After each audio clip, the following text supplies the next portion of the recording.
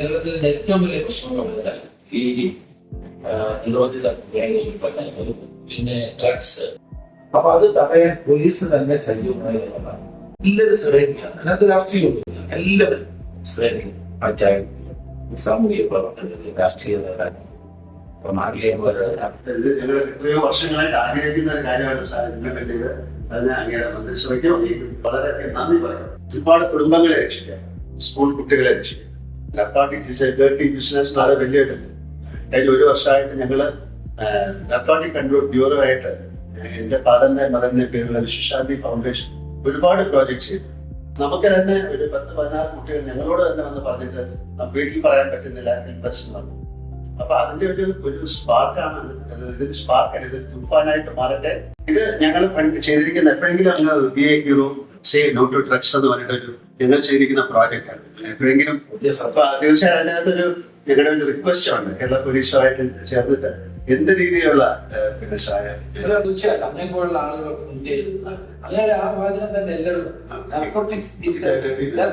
ഇപ്പൊ ഞങ്ങൾ എല്ലാ സ്കൂളുകളിലേക്കും എത്തുകയാണ്, അതുപോലെ കോളേജുകളിലേക്ക് എത്തും, ഹോസ്റ്റലുകളിലേക്ക് എത്തും. എല്ലാ സ്ഥലങ്ങളിലും ഇത് പോലീസ് മറ്റുള്ളവരുടെ സഹായത്തോടുകൂടി പ്രവർത്തിക്കുകയാണ്.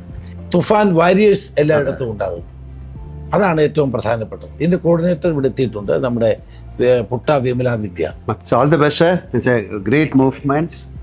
With all your support, actually, we should be able to take it forward to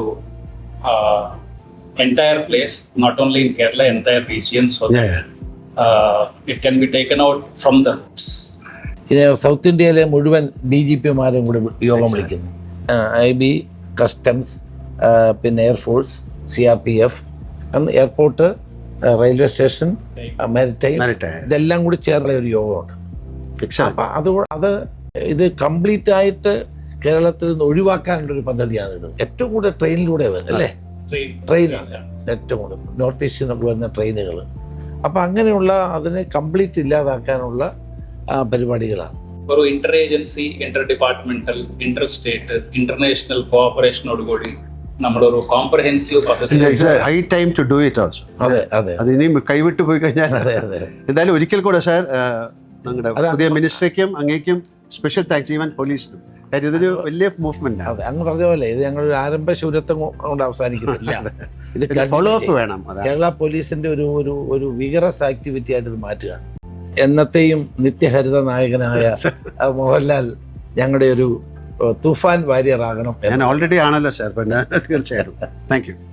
from the heart I am also a Toofan Warrier.